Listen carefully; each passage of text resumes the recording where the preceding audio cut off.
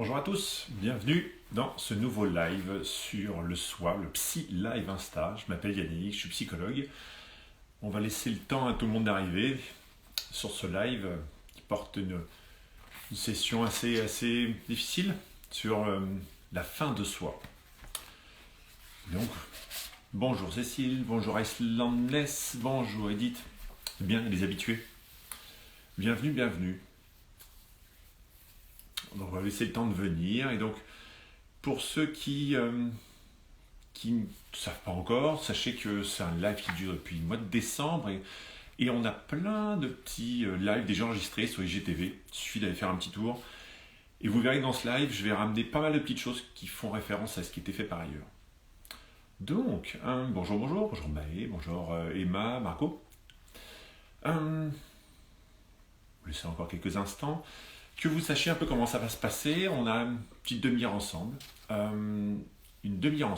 et ensuite vous allez avoir la possibilité de poser des questions. Et donc je vois que Lisa s'est connectée, ma collègue, c'est Lisa qui va aujourd'hui répondre, elle va vous aider à répondre à des questions. Donc ne soyez pas temps de poser toutes vos questions, posez des questions qui fâchent, les questions qui vous tentent, toutes celles, posez, moi je suis là pour vous répondre.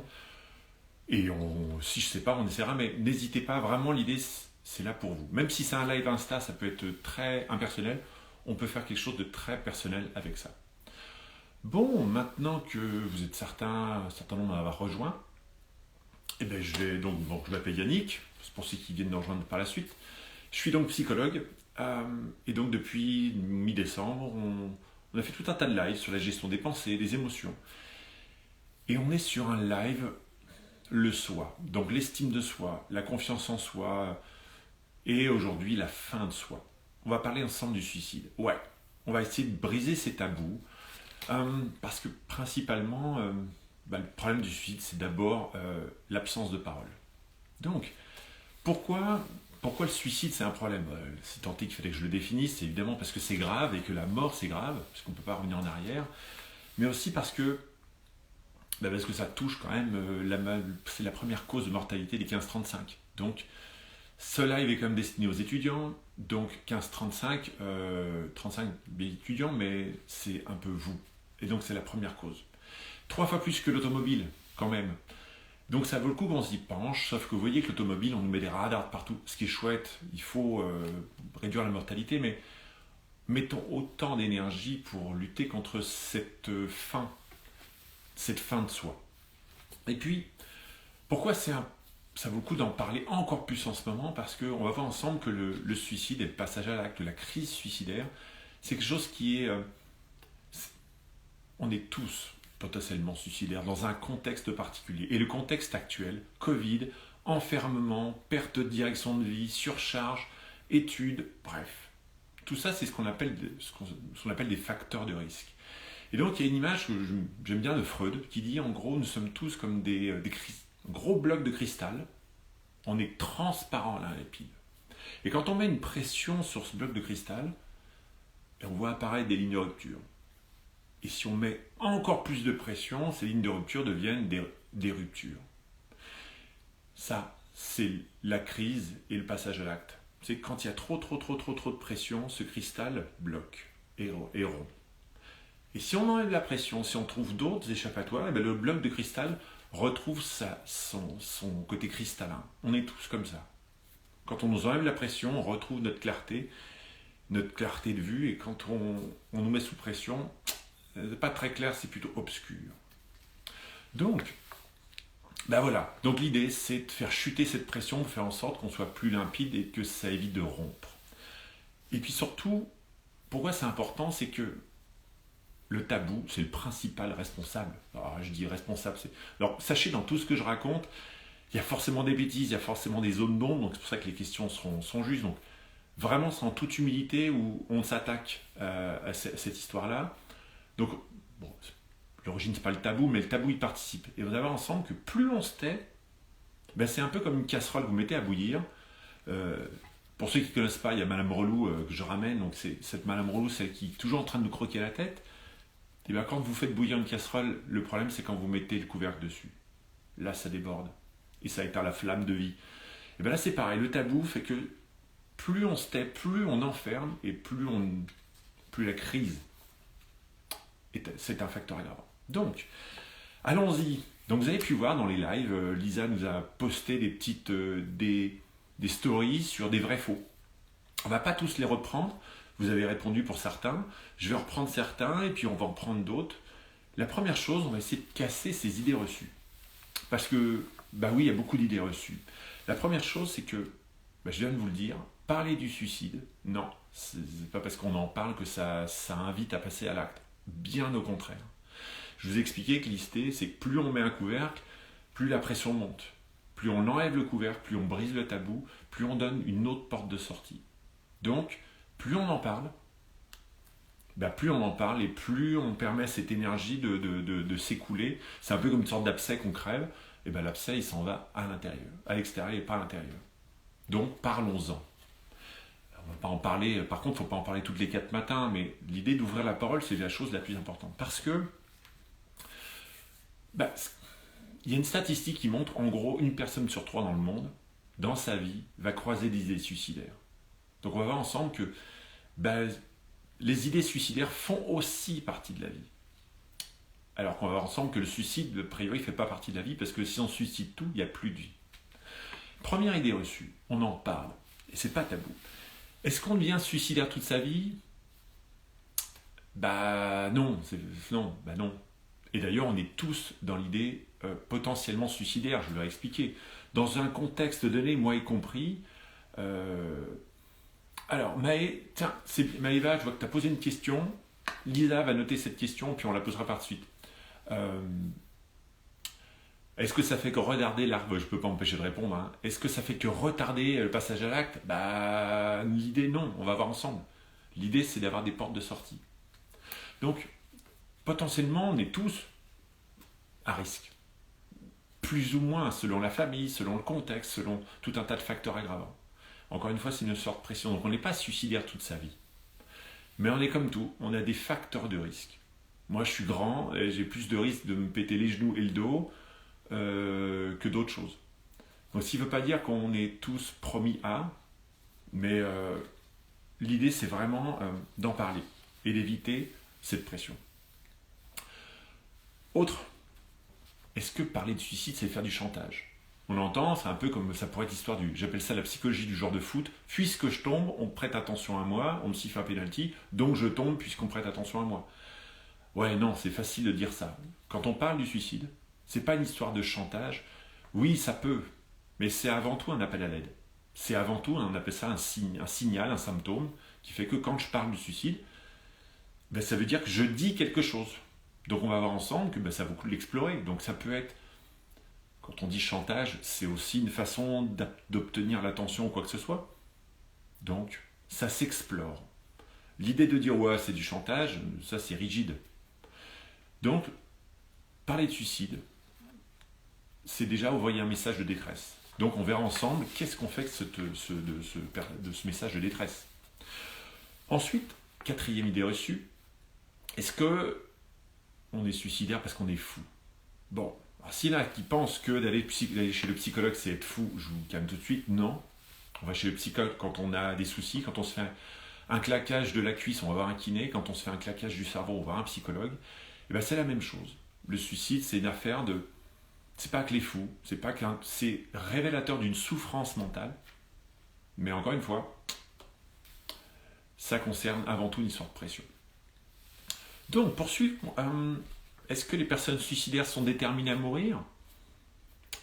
Pareil, vous observez, en gros, je ne veux pas dire que c'est toujours faux, mais déterminé à mourir, c'est quoi mourir ? C'est beaucoup plus complexe. En fait, quand on passe à l'acte, on cherche quelque chose. Donc ça peut être quitter la vie. Donc est-ce que c'est mourir, c'est quitter cette vie ? Est-ce que c'est quitter cette souffrance ? Est-ce que c'est me soulager ?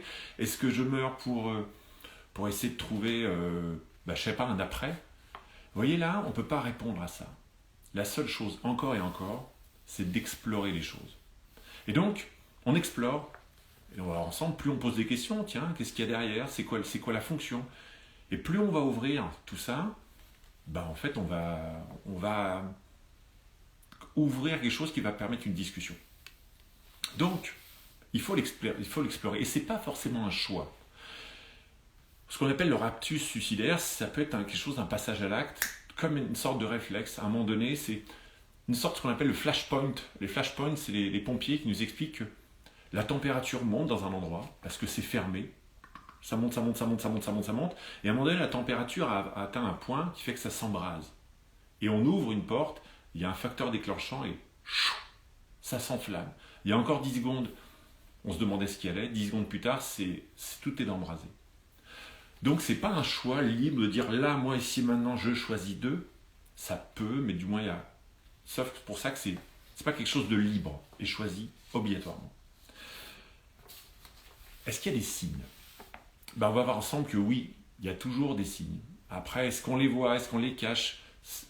L'idée aussi, c'est de s'extraire aussi de cette culpabilité. Si vous avez des gens qui sont passés à l'acte, ça reste aussi de se dire, mais j'ai pas vu. Oui, j'ai pas vu, mais on n'est pas toujours conscient. Donc oui, il y a des signes. Et donc c'est aussi l'idée de ce live, c'est comment je peux essayer de vous apprendre à trouver des petits indices. Mais retenez une chose, c'est qu'on n'est pas tout puissant, on n'est pas omniscient, on ne peut pas tout voir, tout entendre. Donc beaucoup d'humilité dans ce live. Moi, je vais vous amener plein de petits indices. Retenez juste qu'on fait ce qu'on peut, du mieux qu'on peut. Donc voilà, parce que je dis ça, vous voyez, on peut vite avoir, en tant que psychologue, on a vite fait d'avoir un discours très culpabilisant, il faut faire ci, il faut faire ça. Non, on va aller... Donc dites-vous qu'il y a des signes, on va essayer de les identifier. 7e et avant-dernier idée reçue, non, c'est pas héréditaire. C'est pas parce que j'ai quelqu'un qui s'est suicidé que je vais être forcément suicidaire. Par contre, c'est vrai que quand quelqu'un s'est suicidé autour de moi, ou il y a des gens autour, ça s'appelle un facteur de risque. Ça me montre l'idée de dire, ah tiens, c'est possible. C'est comme si moi je suis angoissé et dans ma famille tout le monde mange quand ils sont stressés, ça me donne plus de chances de manger quand je suis stressé.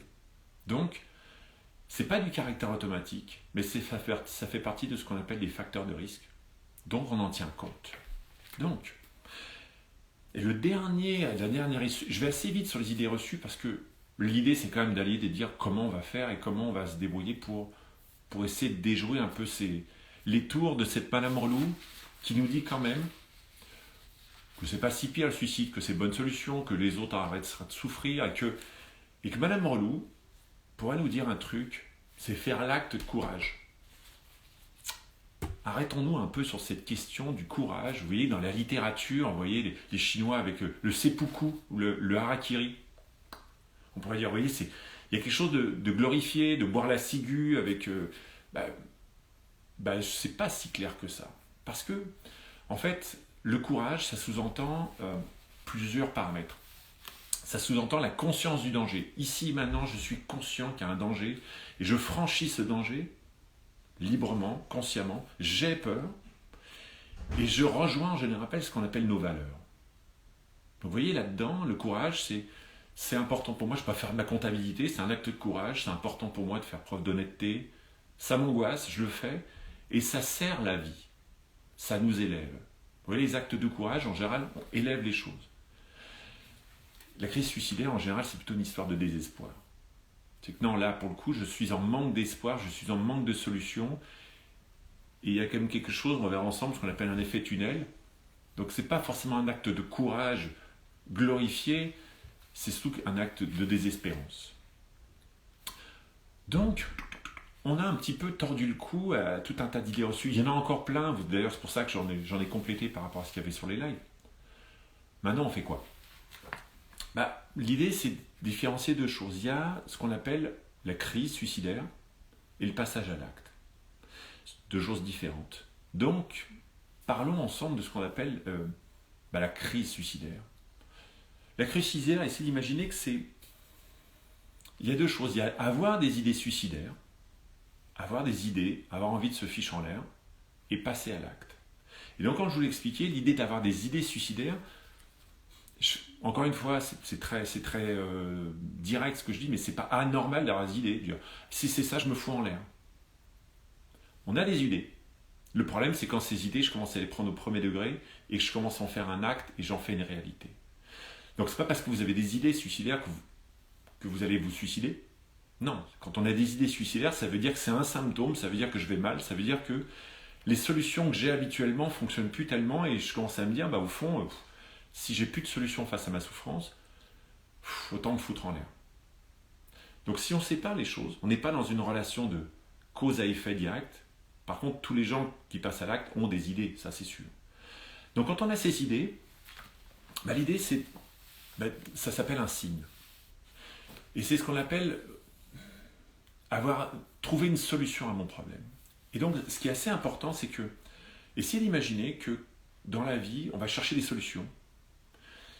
Plus on cherche des solutions et moins on y arrive, plus ça fait une forme d'effet tunnel. C'est qu'avant, j'ai 1000 solutions face au problème, j'avance, ça marche pas, et au final, ce tunnel fait qu'au final, il me dit, si j'ai tout essayé, il me reste plus que ça. Et donc, j'aime beaucoup dire que tous mes patients que je vois en thérapie sont des gens extraordinaires. C'est des gens qui mettent une énorme énergie pour aller bien, plus que moi chaque jour. Le problème, c'est qu'ils cherchent à aller bien avec des solutions qui ne marchent pas. C'est un peu comme être dans les sables mouvants. On cherche à se débattre. Plus on se débat, plus on s'enfonce et on se dit, Madame Roux, elle me dit, mais Yannick, t'es pas foutu de t'en sortir, allez, vas-y, débat-toi. Et donc, plus je cherche à m'en sortir, plus je m'enfonce. Donc, cette histoire de tunnel, c'est avant tout quelqu'un qui cherche à s'en sortir, quelqu'un qui cherche le bonheur à tout prix, et qui, pour des raisons extérieures, je sais pas, je cherche à m'en sortir, on me licencie, je cherche à m'en sortir, on me met le Covid, je cherche à ne plus penser, j'y pense plus, je cherche à fuir ma tristesse, plus j'y pense.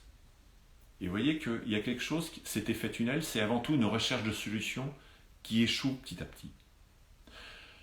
Donc avant tout, c'est une recherche de solutions. Et donc ça, c'est super intéressant de le retenir, parce qu'on se dit, tiens, si c'est un effet tunnel où il y a de moins en moins de solutions, vous observez que dans un tunnel, il y a les portes de sortie à droite à gauche. Donc nous, le job de thérapeute, mais peut-être de gens qui sont à côté, nous, on va ouvrir les portes de sortie pour faire éliminer cette pression. Donc ça, c'est assez important. Et donc ça va permettre d'aller faire un petit tour dans les lives que on a pu faire par ailleurs sur la gestion des pensées, la gestion des émotions. Si vous savez bien que plus mon Robert et Ginette qui sont ici, toujours là, plus Ginette cherche à consommer de la drogue pour plus penser, plus elle y pense, plus mon Robert il travaille pour essayer de faire fuir son sentiment d'incompétence, plus il a le sentiment d'être incompétent et plus il est fatigué. Et plus Madame Relou dit, t'as vu, ça marche pas. Donc, apprendre à mettre à distance ses pensées, apprendre à gérer ses émotions, c'est quelque chose qu'on va utiliser. Donc, vous me dites si je ne suis pas clair, parce que je dois admettre, je ne suis pas très à l'aise, parce que c'est un sujet qui est vraiment très important, et de le faire d'une manière très directe comme ça, sans réponse, moi, ma tête relou est en train de me dire, Yannick, fais gaffe, peut-être tu dis des conneries, mais donc je vous fais confiance, et je fais confiance à Lisa, de si je dis des bêtises comme ça en live sans filet, vous me reprendrez. Ok ? J'ai mis Madame Relou de côté, ça c'est fait. Donc, voilà, suicide, c'est une recherche de solution. Donc, pour ceux qui sont dans le tunnel, vous voyez, on est dans le tunnel et... Merci Cécile. On est dans le tunnel et là on se dit, se foutre en l'air, c'est quand même pas une mauvaise solution. Et après tout, et on commence à rationaliser. On dit, ouais, tiens, c'est une porte de sortie, les autres seraient contents, si j'existe plus. Et là, on commence à discuter avec Madame Relou. C'est un peu comme Ulysse et les sirènes.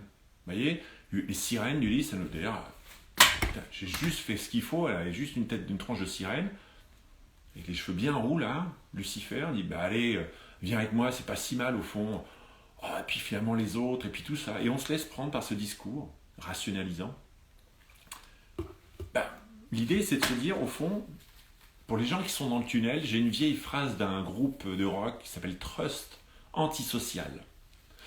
Je vous laisse, celles et ceux qui connaissent le morceau. La phrase, c'est « Relève la gueule, je suis là, t'es pas seul ». Pour ceux qui sont dans le tunnel, relevez la gueule, nous sommes là, vous n'êtes pas seul. Et on va vous en parler ensuite. Votre tête à vous raconte qu'il n'y a plus que ça et qu'il n'y a plus personne pour vous et tout le monde sera bien content. Il y a plein de gens qui sont là pour ouvrir les portes de sortie. On va en parler ensemble. Le but de ce live, au-delà, c'est de vous expliquer les choses, mais au fond, c'est ce qui va se passer après, c'est ce que Lisa va vous expliquer. Il y a plein de lignes qui sont là pour vous. Donc relevez la gueule, nous sommes là, vous n'êtes pas seul. Ouais, il y a plein de gens qui seront là pour vous. pas assez à notre goût soit, mais donc ça c'est la première chose. Si votre tête relou vous dit, bah en fait t'es tout seul et puis ça marche, ça vaut le coup de se dire, ok, Madame Relou raconte ça. La deuxième chose que je pourrais vous dire, ouais, c'est possible de se suicider. Ouais, mais vous voyez bien que si je commence à vous dire, mais non, faut pas, c'est pas bien, qu'est-ce qui va se passer? Soit vous en parlez plus, on dit, bah c'est bon, en fait il n'arrête pas de me saouler, il me dit qu'il faut pas que, et puis que globalement ça coupe la parole.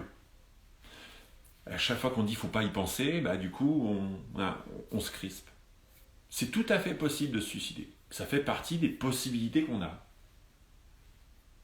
Simplement, est-ce que c'est celle qu'on choisit et est-ce que c'est la seule?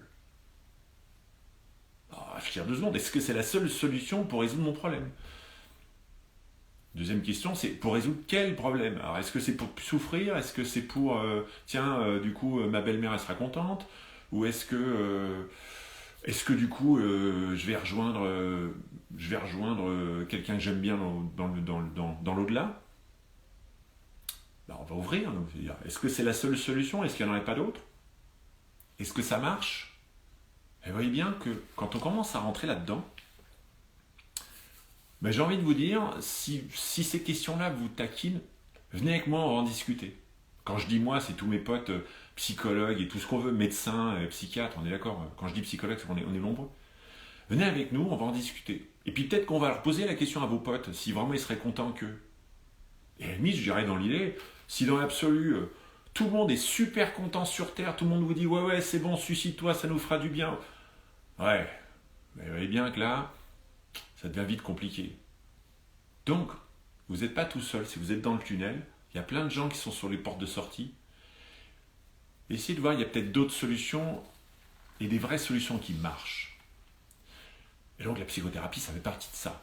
Mais aussi discuter avec un pote, discuter avec quelqu'un, et puis ça fait partie de ça. Parce que quand on laisse cette émotion se déverser, on redevient un peu plus lucide.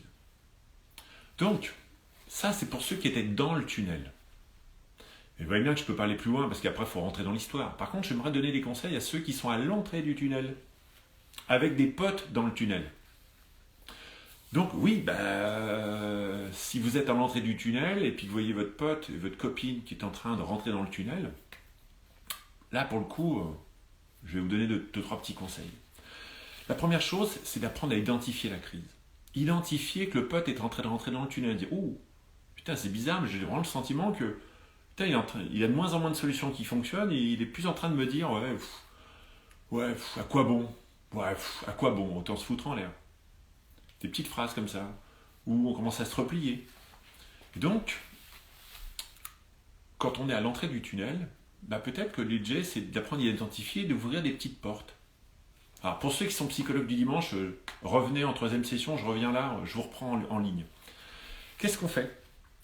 On va apprendre à identifier le risque suicidaire. Alors, vous n'êtes pas psychologue, certains peut-être oui, mais je vais bien vous garder de jouer psychologue, mais l'idée de, comme il y a un lanceur d'alerte. Le risque, on pourrait dire léger. Alors, au passage, dans ce live, juste après, demain ou après-demain, il y aura la publication d'une échelle qui a été faite par un type super Mathieu, Raptor. Vous verrez, il a fait un truc super sur l'expliquer une échelle d'identification. Je vous renvoie à cette échelle. Là, moi, je vais vous proposer quelque chose d'assez simple. Le risque léger. Ok, j'ai des idées légères. Dans l'absolu, je me foutrais bien en l'air. À quoi bon? Ok. Mais j'ai encore l'espoir.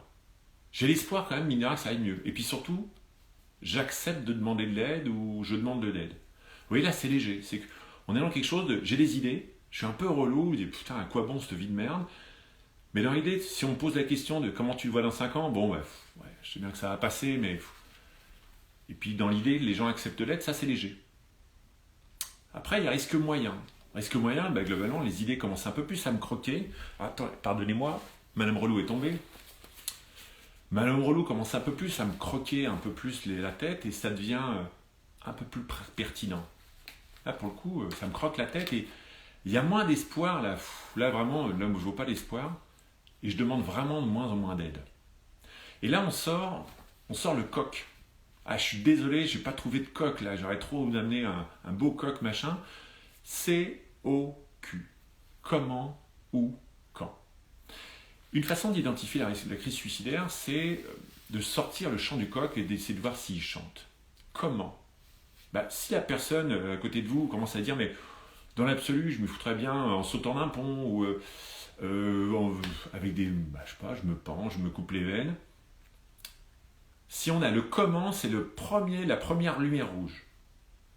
Je dirais même qu'il y a du rouge vif et du rouge plus clair. Alors, si tant est qu'on peut mettre plus clair, mais rouge vif, vous voyez bien que si c'est dans l'absolu, je vais me taper du Doliprane et que j'ai pas d'ordonnance et que j'ai pas de Doliprane chez moi, ça veut dire que j'ai le comment, mais c'est pas hyper accessible maintenant et c'est pas d'une létalité, d'une mortalité infinie, conséquente. Par contre, si c'est une arme à feu et que j'en ai une dans mon placard, là c'est rouge vif, c'est globalement, là on dégage tout. Si il y a des médicaments très toxiques et qu'on commence à dire je me mettrais bien avec du Destop, c'est accessible et c'est terriblement mortel. Donc vous voyez ce rouge là, faut déjà l'identifier. Mais c'est que le premier, donc l'idée c'est pas de... Pareil aussi, l'idée c'est pas d'appeler à l'aide à la planète quand il y a le premier, mais on est attentif et on ouvre. Donc déjà c'est le premier, le C du coq. Comment? Où? C'est pareil, je sais pas, où? Dans l'idée, je vous donnerai 2 petits trucs qui vont vous permettre d'explorer les idées suicidaires, vous verrez, c'est pas les plus agréables, il y a des choses assez simples. Où, je sais pas, moi, ce serait sous un pont, ce serait dans la maison de mon oncle, dans les bois, etc. Et la même chose. Est-ce que c'est hyper accessible? On dit, tiens, moi, ce serait le pont c'est à 50 bornes, mais j'ai pas le permis. C'est pas pareil que je me sauterais bien du pont et j'habite à 50 mètres du pont. Donc pareil, rouge vif, rouge clair. Encore une fois, vous n'êtes pas psychologue, donc vous ne prenez pas la tête. À partir du moment où vous avez un comment et un où, putain, déjà, ça sent le cramer, quoi. Comment, ou quoi? Quand, pardon, quoi? Comment, où? Comment, quand? Je m'en mêle les pinceaux. C'est aussi ça l'e-live. Comment je m'y prendrais? Où je m'y prendrais? Et quand? Et là, il y a un chiffre, c'est 48 heures. En gros, si on dit, dans l'idée, je sais pas, moi, plus de jours, moins de jours. Encore une fois, c'est très résumé ce que je vous fais là, mais c'est une ordre d'idée. Quand c'est à moins de 48 heures, franchement, là, moi demain. Ou après-demain. Ou si on vous dit, dans l'absolu, moi, dans 6 mois, si ça continue, c'est pas pareil que si c'est demain. Mais vous voyez bien, là, je vous ai mis des trucs dans la tronche, vous êtes en train de dire, le coq, il m'a dit quoi? Et vous êtes peut-être en train de gratter comme des fous. Non, ça, à la limite, je reste aussi pour les psychologues, les soignants, etc. Mais rappelez juste que le chant du coq, quand il chante, là, on passe de moyen à quelque chose qui va être sévère. Donc, comment on va chercher ce coq? Si vous connaissez un peu ces lives, il y a une phrase « ma tête me dit que ». Et donc, vous voyez, quand Madame Relou commence à raconter tout un tas de trucs à mon pote Robert, il y a une façon assez intéressante, plutôt que de dire « alors, est-ce que tu as envie de te suicider? Comment tu vas te suicider? Et quand ?» Franchement, vaut mieux y aller plutôt que de rien dire. Bon, sauf que d'y aller en frontal, c'est pas le plus agréable pour soi ni pour l'autre, mais c'est toujours mieux de dire comment cache plutôt que de rien dire. Vaut mieux aller cash, mais écoutez, moi, franchement, j'y vais cash, je m'embête pas. Écoute, franchement, là, moi, le sentiment que ça me donne, c'est que, dans l'état où vous êtes, ça donne l'idée que peut-être vous auriez envie de vous foutre en l'air. Faut pas hésiter à y aller directement. Mais par contre, on peut y aller d'une manière un peu plus... Madame Relou, tiens, ma tête me raconte à moi, ma Madame Relou à moi est en train de me raconter que peut-être toi, ta tête pourrait te raconter des idées pas cool. Qu'est-ce que t'en penses? Et on explore, on ouvre. Est-ce que ta tête serait pas en train de te raconter des idées pas cool par hasard? Si la personne vous dit oui, ouais. Est-ce que par hasard, Madame Relou, elle serait pas en train de te raconter des histoires de te foutre en l'air et que ce serait vachement mieux? D'une manière humoristique, faut y aller. Maintenant que tu me dis, oui, Madame Relou est en train de me raconter des idées pas cool. Ouais. Et Madame Relou, elle te dit un peu comment tu t'y prendrais? Madame Relou est en train de me raconter que je m'y prendrais bien avec une putain d'arme à feu, quand même. Madame Relou, elle te le dit, où est-ce que tu le ferais si... je sais pas, Madame Relou est en train de me dire que je m'y prendrais bien. Et donc, où? Et Madame Relou, elle te raconte quoi? Elle te dit quand? Madame Relou est en train de me raconter quand. En fait, juste ce petit truc, ma tête me raconte que... c'est quelque chose de très puissant, parce que vous êtes en train de demander à la personne d'observer ses pensées négatives. Et si vous avez suivi sur live, si vous ne l'avez pas suivi, allez faire un tour sur le JTV sur la gestion des pensées, c'est pas pour faire de l'art-tap, mais la clé elle est là. Ben, vous avez pu observer que quand on est parti avec Madame Relou, on est aveuglé. Moi, ma tête, quand elle me dit que je suis nul, je suis persuadé que je suis nul et il n'y a pas d'autre solution. Quand ma tête me dit que je vais me foutre en l'air, c'est plus une option, c'est une réalité. Ok ? Ce qu'on appelle la diffusion cognitive, c'est être capable de prendre une distance entre soi et ses pensées. Et quand je commence à dire, tiens, ma tête est en train de me raconter que je raconte n'importe quoi, ben, j'observe les autres possibilités. Et quand vous dites, tiens, ta tête raconte quoi ? Vous êtes en train de faire des petites portes de sortie sur le long du tunnel. Ah ouais, ta tête est en train de te raconter que ce serait mieux. Ah ouais. Ta tête est en train de te raconter que ton ex, elle serait super fière si elle serait contente et soulagée. Ah ok. Donc ma tête me raconte que ça, c'est un petit exercice. Vous pouvez y aller franchement comme ça. Et ça va produire deux choses. Déjà, quand on prend de sa distance, au niveau émotionnel, ça descend. Et ça ouvre le dialogue. Sauf que, une fois que vous êtes arrivé là, on passe le relais. Donc on va voir avec Lisa tout à l'heure, on va vous donner on passe le relais. Et là, j'en viens au avis aux psychologues du dimanche, ceux qui me piquent mon travail à force de vouloir donner des coups de main, gratos, H24 et 7 sur 7. Non, on passe le boulot. Parce que moi, en tant que psychologue, je suis formé, je peux aller dans le tunnel avec la personne, il n'y a pas de problème. D'une part parce que je suis ancré, c'est dans mon cabinet, c'est professionnel. Je ne rentrerai pas dans le tunnel avec quelqu'un s'il est minuit et demi avec mon téléphone chez moi. Parce que je ne suis pas avec mon scaphandre, je ne suis pas avec mon armure. Donc vous, rentrez pas dans le tunnel quand vous êtes tout nu, quand vous êtes trop proche. Donc la première chose, on ne rentre pas dans le tunnel. On passe la main à des gens très compétents. Donc comment on fait ? On n'y va pas tout seul, mais on n'abandonne pas l'autre. On dit écoute, tu te démerdes, moi c'est pas mon truc. Non. L'idée c'est de dire ok, je suis là pour toi, mais je peux pas porter ça tout seul. Donc l'idée c'est de refuser. On refuse de porter ça tout seul. Et on dit, écoute, je suis là pour t'écouter, mais je ne peux pas être tout seul. Et donc, il y a une phrase que moi, on m'a apprise. On m'a dit, Yannick, tu peux dire, j'ai besoin que tu sois en vie pour t'aider. J'ai besoin que tu restes en vie. Et moi, j'ai besoin pour t'aider que tu vois aussi quelqu'un. J'ai besoin de ne pas être tout seul. Et quand on dit, j'ai besoin que, pareil, on fait des portes de sortie. L'autre se dit, putain, lui, il a besoin que. Ça, c'est des petites choses qui vont permettre de ne pas aller tout seul, parce que j'ai beaucoup de jeunes patients et patientes qui viennent me voir parce qu'ils sont au milieu du tunnel avec quelqu'un qui est vraiment pas bien. Et l'idée, c'est pas être à deux à aller pas bien. Donc, j'ai besoin que tu restes en vie, ça c'est une première chose. Il y a une autre chose que vous pouvez faire, c'est une sorte de pacte. Les yeux dans les yeux, et on serre la main.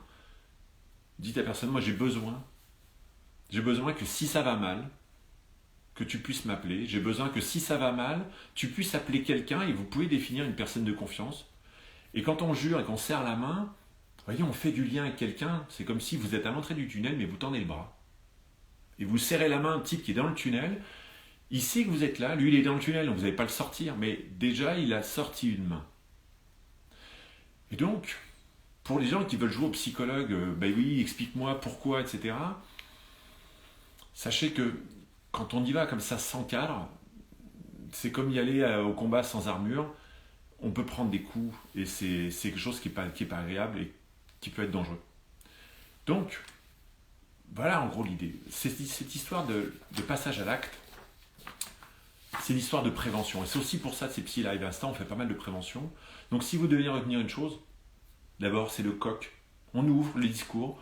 Mais même l'idée c'est pas l'idée de prendre la tête à tout le monde. Dire tiens, faut le faire d'une manière assez, tiens, je sais pas moi, je te trouve tellement... comme s'il avait envie de te foutre en l'air. Ça paraît bizarre, mais bon. On ouvre. Et donc, l'idée, c'est plus vous allez ouvrir, plus ça va faire baisser la tension et on passe à son voisin.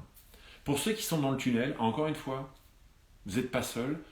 On est là, moi je suis là, mais je m'appelle Yannick, psychologue, avec tous mes potes, psychiatres, aidants, tous les gens qui sont formés là-dedans. Donc, j'espère que du coup ça a été au mieux clair, mais d'une manière des plus humble, on a fait ce qu'on a pu. Mais si vous avez des questions, c'est le moment. Comme ça, je vais laisser le temps à Lisa de rejoindre pour poser toutes vos questions. J'ai donc fini mon live. Si vous avez vos questions, c'est maintenant. Posez toutes les questions que vous voulez, même les plus touchy, on est là pour répondre. Et on va attendre que Lisa me demande pour qu'elle puisse nous rejoindre. Et touc, voilà. Est-ce que tu nous arrives là? Hop, hop, hop, hop. Voilà. Parfait. Salut! Salut! Yes! On est pro maintenant, on se connecte direct en live. C'est cool. Exactement. En tout cas, ça me fait super plaisir d'être là et de faire ce live avec toi, du coup, Yannick, parce qu'on travaille ensemble depuis quelques semaines et on n'a jamais eu l'occasion de se voir. Ouais. Donc, plaisir. Donc, est-ce que toi, déjà, tu vois, on va faire deux choses. Je te propose, c'est que tu présentes toutes les assos après. Mais là, déjà, est-ce qu'il y a des gens qui ont posé des questions? Est-ce que toi, tu as des questions là-dedans? Alors, j'ai pas vu de questions. Par contre, moi, j'ai quelques questions à te poser. La première, enfin, ça rejoint un peu ce que tu as dit sur le j'ai besoin que ou créer un pacte avec la personne. Mais quelle phrase ou quel petit détail on peut dire aux personnes pour accueillir leur souffrance et vraiment les aider? Alors, c'est là où, ah, tiens, il y a une question qui est passée, mais on la reprendra après.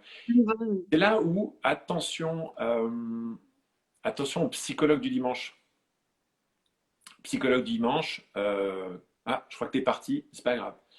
Le psychologue du dimanche, pour aider, soit, mais on n'est pas là, on est là pour surtout passer le relais. Donc en fait, la petite phrase, c'est ouvrir à tous. On ouvre, on ouvre, on ouvre. Et à un moment donné, quand on est censé aider, ah, je vais te récupérer Lisa. Voilà, tant que tu nous rejoignes. Donc, on ouvre, on ouvre, on ouvre. Déjà, ça, c'est aider. Et ensuite, on passe la main. Ok. C'est bon? Du Du coup, coup, perdu, mais je pense que tu as entendu. oui, j'ai entendu des bruits, ouais. Ça marche. Nickel. Et j'avais une autre question. Comment, parce que je trouve qu'on n'a pas tendance à exprimer clairement la souffrance qu'on peut avoir auprès de nos amis. Alors, comment est-ce qu'on peut vraiment repérer cette souffrance tout simplement chez les gens qu'on aime? Les petits détails.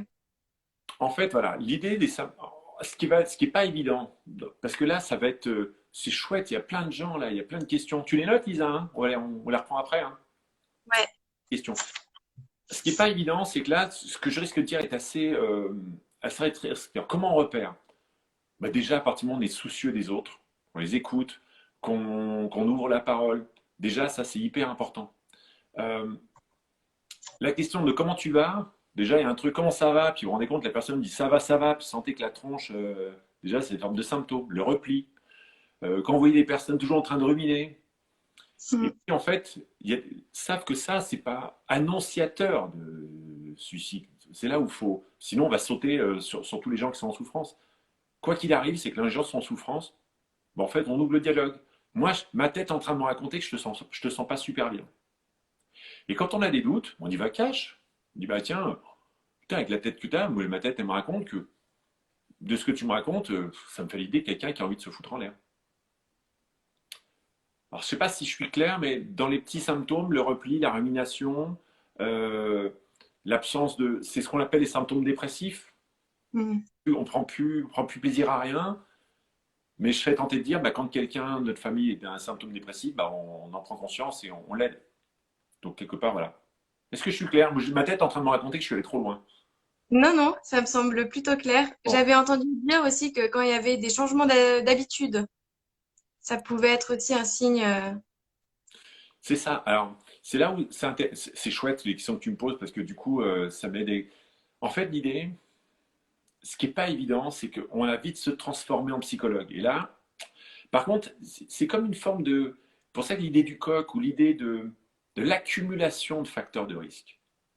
Se dit, bah putain, mine de rien, il a changé d'habitude, mine de rien, il rumine, mine de rien, il se replie. Putain, quand j'additionne tout ça, mon pote, il n'a pas l'air en forme. Et donc, avant de penser suicide, en fait, on pense d'abord donner un coup de main à quelqu'un. On apprend à remarquer quand est-ce que quelqu'un est en souffrance. Mais déjà, Mm. si on est attentif à toutes les personnes en souffrance, au milieu, il y aura la crise suicidaire. Ouais. Et on n'est pas tout puissant. C'est aussi ça qui est important parce que ça, quand on dit ça, et quand on a, moi, ça, en tant que psychologue, ça m'est arrivé malheureusement, bon, culpabilité de dingue. Et après, on n'est pas là pour porter une culpabilité toute sa vie, pour dire, putain, j'ai su, si j'avais su, on m'aurait dit. On fait ce qu'on peut, mais on n'est pas tout puissant, omniscient, on ne peut pas tout détecter. C'est important de se dire, bah, je suis attentif, mais voilà. C'est là où la question elle est un peu épineuse. Mm. Bah justement, je rebondis sur ce que tu dis, Yannick, parce que là, il y a Edith qui parle de culpabilité par rapport à un proche qui est passé à l'acte. Euh, Bah, en fait, alors, je vais faire exprès de ne pas répondre parce qu'il y a un live complet sur la culpabilité. Donc, allez faire un tour sur le live, la réponse, elle est là-dedans. La culpabilité, ça sous-entend j'ai enfreint une règle consciemment et délibérément et en toute connaissance des conséquences. Moi, quand je roule à 120 au lieu de 90, au lieu de 80, je perds des points, je suis coupable, je paye mon amende et ensuite, une fois que j'ai payé, je suis libéré. Dans l'histoire des suicides des personnes, ça sous-entend que je suis totalement conscient que je ne fais rien et que je suis totalement que si je fais rien, la personne va se suicider. Donc, tu vois, la culpabilité, ça s'appelle non-assistance en personne en danger. C'est plus complexe que ça. Donc, allez faire un tour dans le live sur la culpabilité. Sinon, là, si je réponds, j'en ai pour une heure. ok, merci. Et il y avait une autre question sur des médicaments qui peuvent augmenter justement enfin, la crise suicidaire. Oui, il y en a. Je vais bien me garder de dire lesquels, parce que là, c'est le médecin. Et après, le médecin, quand le médecin prescrit, alors c'est pareil, vous allez me dire, il y a des médecins peut-être qui prescrivent pas, mais dans l'absolu, je ne sais pas. Mais le médecin, il prescrit les médicaments en connaissance de cause. Donc, par contre, si vous vous rendez compte qu'après avoir pris un médicament, il commence à y avoir des idées suicidaires un peu plus conséquentes, là, effectivement, ça vaut le coup de s'alerter, de dire, mais ça, c'est bizarre, je commence à avoir des idées noires. De toute façon, on en parle et on ouvre. Donc, en fait, c'est ça l'idée. Mais si je Ok. peux dire tel médicament donne des idées suicidaires, alors là, c'est cuit. Alors que pas du tout. C'est pas une relation de cause à effet, cette affaire, encore une fois. C'est un médicament qui peut peut-être majorer, mais ça se fait. Moi, si j'en prends, ou si toi, Lisa, t'en prends maintenant, tu vas pas avoir des idées suicidaires de base. Oui. Il y a une complexité. Pour ça, dans tout ce que je raconte, c'est une complexité importante. Nous, on va simplifier, mais voilà. Ok. Il me semble qu'il n'y a pas d'autres questions. Ouais. Euh, du coup, si tu veux, je peux présenter du coup les dispositifs. Eh ben ouais, carrément, carrément. Comment tu. Est-ce que tu. Bah vas-y, présente, je te laisse la main. Super. Alors, je vais vous présenter quelques dispositifs qui existent de prévention du suicide. Donc, comme l'a bien expliqué Yannick, c'est des portes dans le tunnel qu'on peut solliciter, qu'on peut emprunter pour soi-même ou pour des proches. Donc voilà. C'est des numéros et des lieux sur la région lyonnaise pardon, ou nationale euh, qui peuvent vraiment être utiles pour vous-même, des lieux ressources ou pour des amis. Donc voilà, ou des proches. En fait, de savoir à qui s'adresser, ça permet aussi de mieux connaître la thématique et donc de mieux épauler notre entourage. Donc, ce que je vais vous présenter, c'est anonyme enfin, c'est des lignes anonymes et confidentielles. Et tous les numéros, horaires, adresses seront disponibles plus tard sur la page Instagram. Donc, voilà. Donc, premièrement, des lignes d'écoute d'urgence qui sont gratuites, 24 heures sur 24, 7 jours sur 7. Donc, il y a la ligne Suicide Écoute, donc qui vient en aide à ceux qui pensent mettre fin à leur jour ou qui ont décidé de le faire. Donc, c'est anonyme et ça permet d'exprimer sa souffrance. Donc, cette ligne, elle est également pour les aidants et les personnes proches de personnes déprimées ou suicidaires. Donc, on peut trouver des conseils, des ressources et de l'aide. Et il y a également la ligne SOS Suicide Phoenix. Donc, c'est le même type de dispositif qui est ouverte 24 heures sur 24, 7 jours sur 7, avec des bénévoles formés au bout du fil. Donc ça, c'était pour les lignes et les numéros d'urgence que vous pouvez contacter tout le temps, en fait. Et il y a aussi une ligne d'écoute qui est hyper intéressante. Elle s'appelle Natline Donc, c'est un service d'écoute pour les étudiants, par les étudiants, et c'est la nuit. Donc, c'est un service qui est vraiment offert de 21h à 2h30 du matin, quand on se sent pas bien, quand on a un coup de blues ou quand on a envie tout simplement de parler. Donc, elle est tenue par des étudiants formés à l'écoute. Donc, c'est une super ressource qu'on peut mobiliser, surtout le soir. Donc voilà. Et après, je vais vous présenter donc des dispositifs plus régionaux, donc sur place, avec une prise en charge par des professionnels. Donc, on a le Centre d'action thérapeutique contre l'isolement et le suicide, qui propose une aide et un suivi psychologique sur Lyon. Donc, vraiment pour toute personne souffrant d'isolement, d'idées suicidaires ou encore de troubles anxieux. Donc, elle est assurée par une équipe de psychologues. Elle est gratuite. Et aussi, il y a le centre de prévention du suicide. Donc, pareil, c'est des consultations pour les personnes en situation de crise suicidaire avec des psychologues, avec des suivis téléphoniques et des thérapies adaptées. Et enfin, le centre de santé mentale et communauté. Donc là, c'est vraiment dédié aux jeunes, principalement aux jeunes qui vont entre 16 et 25 ans. Donc, la tranche d'âge qui nous suivent sur Instagram. Et en fait, c'est pour toutes les personnes en état de souffrance psychique ou en crise suicidaire, dépression ou en période critique. Donc pareil, il y a un accueil téléphonique, il y a des entretiens et il y a même des entretiens de groupe. Et lui aussi, il est gratuit. Donc voilà, en fait, il y a plein de dispositifs qui existent sur le territoire pour vous aider. Et en fait, ils sont identifiés et faut pas hésiter à les contacter. Et donc, je les mettrai là cette semaine sur la page Instagram. Et si jamais, vous pouvez aller sur le site de l'IRJB, donc l'Institut régional Jean Bergeret, qui a des annuaires par région de la région Rhône-Alpes pour assister sur la crise suicidaire. Donc voilà, avec plein de ressources disponibles sur les territoires. Merci. Bah, c'est marrant. Il y a eu deux questions en même temps. Je vais complémenter. Il y a Maëva qui disait que c'était toujours occupé. Ok. Même si ces lignes sont occupées, il y a votre généraliste qui est peut-être pas occupé. Il y a peut-être votre copine. Il y a toujours quelqu'un qui sera là.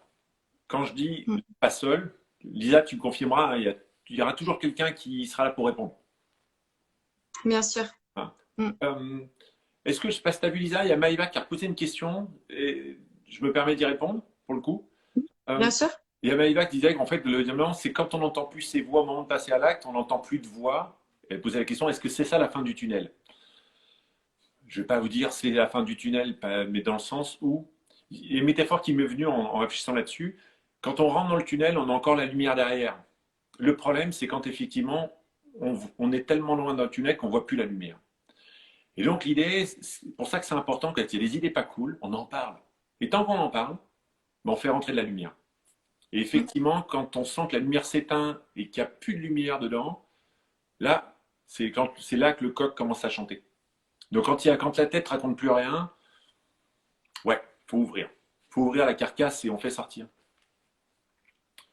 Donc, pas suivre. Ah, on voit que Maïva, tu as déjà testé, quoi. Pas si mini, il n'y a personne. Bah si, Nightline. Hein, Lucie, tu confirmes? Oui. Nightline, elle est disponible surtout les soirs, en fait. C'est un dispositif qui est vraiment de nuit. Et vous pouvez contacter, il y a plusieurs Nightline en France, il y a Nightline Lyon. Et s'ils répondent pas, vous pouvez appeler Nightline Paris ou un autre. Et Et en, exactement, le chat aussi. et en fait, vous voyez comme quoi c'est le problème de ces lives, c'est que des fois, mais c'est quoi le numéro qu'il faut appeler lorsque on est en galère, on se rapproche de la mort? Bah, vous appelez le 15. Mm. Le 15, le 15, le 15, regarde, lui, c'est 24 sur 24, 7 sur 7. Alors, ils sont peut-être pas. Mais non, le 15 aussi. Ben oui, il a plein. Donc, ben écoute, est-ce qu'il y a d'autres questions? Je vois qu'il y a plein de gens qui nous ont rejoints, qui viennent, qui partent. C'est le moment de poser vos questions, hein, même si vous n'avez pas assisté au début sur le suicide. Si vous avez vos questions, c'est aussi le moment. On a encore du temps, hein. Ça roule? Moi, j'avais une idée reçue que j'avais trouvée sur Internet et qui rejoint la première remarque qu'il y a eu dans ce chat. C'était on ne peut pas guérir l'envie de mourir. T'as une idée ou tu me laisses la parole? Je te laisse la parole. En fait, l'idée, c'est que quand il y a une envie, Et ben, l'envie de, c'est déjà toujours positif. C'est quand il n'y a plus l'envie que. Mais l'envie de mourir, c'est une envie de quelque chose. C'est aussi l'envie de plus quelque chose. Donc, euh, l'envie de mourir, en fait, l'idée, c'est de mettre ce qu'il y a derrière. On peut amener. Aujourd'hui, j'ai pas ramené de philosophe, mais je le ramène, hein. Le philosophe, ça reste Schopenhauer, qui globalement fait une apologie de dire à quoi bon, on est tous des lapins, autant se foutre en l'air. Et il arrive au bout de dire bah, ouais, non, il y a plus que ça. Il y a l'art, il y a la contemplation du monde. Mais quand on a envie de mourir, il y a une envie, donc il y a une énergie, il y a une flamme. Le problème, c'est quand elle s'éteint. Donc, elle se guérit, bah, elle se guérit avec la psychothérapie, hein. C'est un peu mon boulot. Mm. Alors, le 15, euh, ouais, on peut les appeler si on voit un proche qui est en train de passer à l'acte. Ouais, mais ouais, le 15, quand on est en galère, on appelle toujours le 15 et eux, c'est leur job. Mm. Et je vais juste répondre à Maëva qui dit, d'accord, je note. Le 15, c'est les urgences. Et ensuite, eh ben, tu peux peut-être justement te référer au centre ATIS ou encore au centre de prévention du suicide avec une prise en charge avec des spécialistes. Et là, pour le coup, ça sera une prise en charge sur le long terme. Donc, avec des consultations et une aide un peu quotidienne ou hebdomadaire. Est-ce qu'un psychologue. Ah, je le lis, hein. Est-ce qu'un psychologue qui constate une crise suicidaire forte sur un patient peut décider un intervention? Alors, un psychologue, non.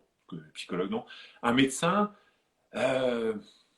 forcer un internement. Ah oui, déjà, si je réponds ça, de toute façon, moi, si je suis prêt à passer à l'acte et à mourir, bah ouais, c'est quand même normal qu'un médecin qui est censé protéger la vie décide, non Yannick, je vais te garder au chaud. Donc, c'est pas décider un internement de dire, je finis dans ma tête, il me dit, tu vas finir chez les fous. On dit, non Yannick, on te protège. Donc, on nous protège contre nous-mêmes dans ces moments-là. Donc, ils peuvent décider de dire, Yannick, tu restes au chaud. Mais ce qu'on appelle une hospitalisation d'office, ça fait aussi partie de ces moments où c'est un peu comme une hospitalisation d'office, si je vais désacraliser le truc. Si je prends la voiture et que je suis à 4 grammes, eh ben, les policiers viennent me prendre, mais Yannick, on te met en cellule de dégrisement parce que tu n'es plus en état de conduire.